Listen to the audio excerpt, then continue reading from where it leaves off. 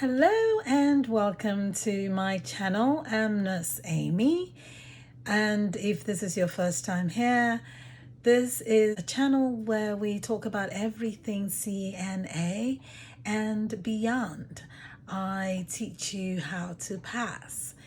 I'm going to be lecturing, and also I do have an online review coaching class that I'm working on, and hopefully that will be made available to you. You can reach me directly at nurseamyacademy@gmail.com. I actually do have people writing me already, so guess one of the things I'll be doing is answering questions directly. Please remember to subscribe, like and share these videos. I'm trying to reach as many nursing assistants out there, those that are in school, those that are thinking of coming into school, and those that are already out there in the field, and those that are thinking of coming back in for a refresher course. That's something also that I do coach. So again, I am your biggest cheerleader, and I'm here to teach you the art of passing. So today what we're going to be talking about is different care settings that this nursing assistant works in. Okay, now some of you already know, and that's fine. Which brings me to the cookie point for today. You have to unlearn everything you know from the work world. Remember, I think it was my first video. I mentioned to you guys that I was an LPN for a very long time, almost 15 years, I think. 17 years, I'm trying to remember now, before I went to get my RN. Okay, and some of you might ask, why did you wait that long? Life happens sometimes, and what are you going to do? You're just going to have to move on. And that's one thing I also always tell my students. You're never too old, you're never too slow, you're never too anything. Okay, again, you're the only one who can limit yourself, so don't. I took on a challenge from my family, and it was like, hey, look, you've been giving and giving and giving and giving and giving. Why don't you do something for yourself? And one of my goals was to go ahead and get my registered nurse license, which I did. And I'm very, very happy. And now I'm going to just play it forward. Okay. So coming into the Certified Nursing Assistant School, CNA. So for those of you who don't know what CNA stands for, Certified Nursing Assistant or Certified Nursing Aide. So there is a program. I teach a very accelerated program. I teach a 2-week program or a 3-week. I have taught 3 weeks, and those are accelerated. But I will tell you this, accelerated or slow paced, it doesn't matter. You're going to cover the same syllabus. You're going to have to do the same state test. You're going to be tested on same set of skills. So one of the things I'm going to be doing is I'm going to just lecture you or review on some of the things that you need to know. Okay, so one of the biggest thing is the nursing assistant. You need to know what different care settings the nursing assistant work in. And like I said, some of you already know this. Why do I sound like I'm repeating myself? Yeah, it's like I already did this. But anyway, cookie point. You have to unlearn everything you knew from the work world. Now remember, I told you guys, there's a work world, there's a book world. There's a work world, there's a book world. The two of them don't go hand in hand. If you want to pass your Certified Nursing Assistant the exam you take at the end to get your certificate to become a Certified Nursing Assistant, you've got to forget work world. Okay, I'm here to teach you how to pass that. I'm here also to teach you how to pass your state test. And you cannot marry the two of them together. It's like night and day. They're very different. So, cookie point for this video is unlearn everything you know from the work world. Unlearn everything you know from the work world. So coming back to book world, know the different care settings. You have long-term care setting. Back in the days, long time ago, well, maybe not too long ago, people will call that the nursing home. it might have somewhat negative connotations because of horror stories you do hear about these places. So the right way now to address those care settings is long-term care facilities, LTCF, long-term care facilities. Okay, now what do we mean by that? The long-term care facilities, also known as nursing homes, are places where residents, well, they're called residents, they're not called patients. They are places where 24-hour skilled care is necessary. You need to know that. People who are in the long-term care facility need 24 hours skilled care. 24 hours skilled care. They need that. Okay, those are things you need to know. Now I need to point some things out to you. In the book, now in the state where I teach, and I think I mentioned that before, I teach in Ohio, but it doesn't matter where you are, and then it doesn't matter. When in your textbooks and also in your skills book, anywhere you see bold words and bolden words, okay, you need to note them. You need to note what those things are. So there will be terminologies that you would be asked, either in your written test or if you're going to be taking oral test. And then again, we're going to talk about some of the things that you need to do before you take this exam. However, you need to know bold words, okay? So things that you're going to see long-term care. We're talking about the settings now. You're going to see things like length of stay. What does that mean?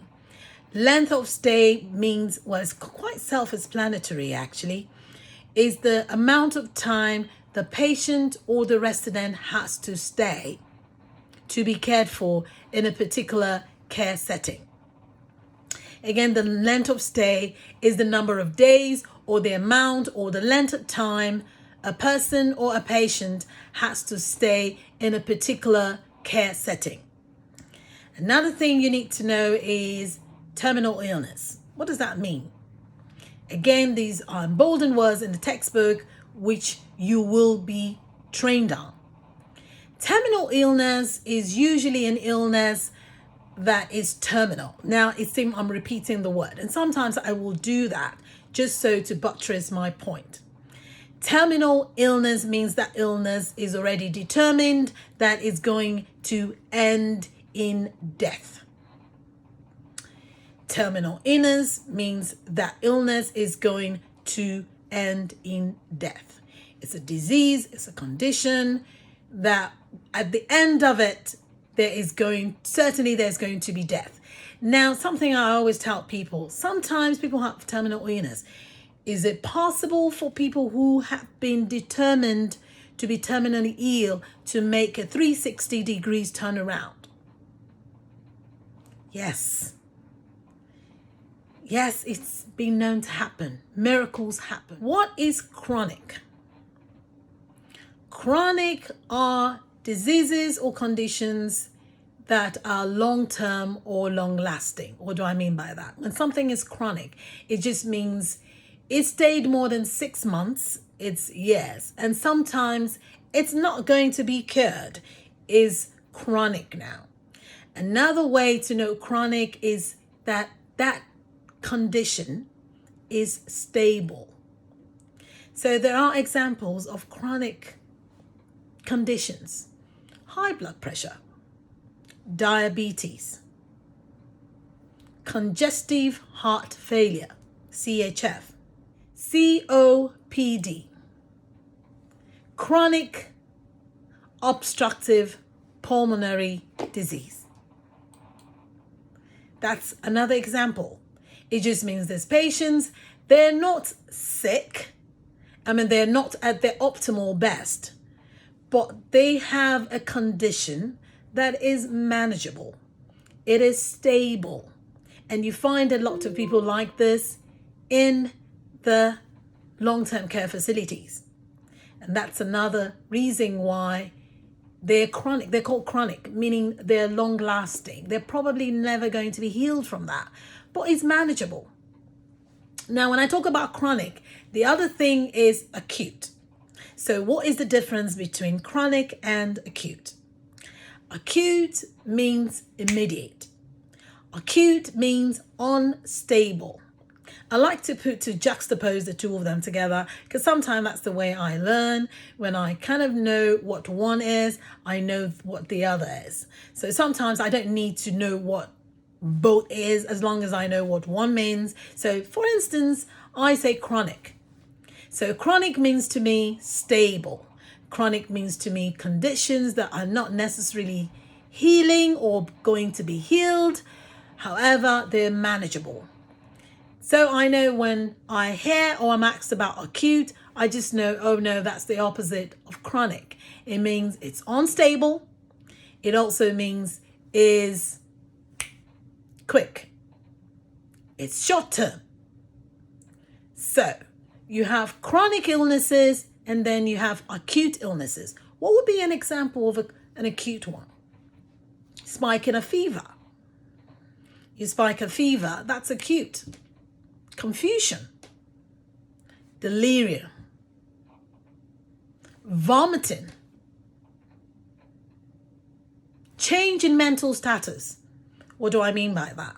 You have someone who's very active, is eating and what have you, and all of a sudden this person is now laid back, almost sleepy, or sleepy. I'm trying not to use words that are, above your pay grade. I'm trying not to use too many terminologies that as a nursing assistant you might not immediately get. And if I'm doing that for whatever reason, please put down in your comments below and just ask me or just write me, nurseamyacademy@gmail.com, and just tell me, okay? So when you say someone is sleepy, there's another word for sleepy, okay? But sleepy just means, so there's a change in mental status. Now that's acute. That means something is up. So let me just give you an example. Like someone who is COPD. Now we know COPD, and if you don't, I'm going to tell you what it is. It's chronic obstructive pulmonary disease. Now these people have to deal with breathing problems. Okay, so I do know as a nurse and you as an aide that again you have patient X who has COPD. He's always on his oxygen, and you know this is what happens every day in, day out, night and day. Nothing's changed. Yeah, so it's the same thing. And then this morning, for whatever reason, he's gasping. Now, COPD people might gasp from time to time, but this time he's gasping, he's diaphoretic. Okay, that's one terminology, means sweating. So he can't breathe. Now, usually he does get short of breath and he's on oxygen, so you're not panicky. However, this morning he's breaking out in sweat. He can't get any word out and he is literally like fighting for air.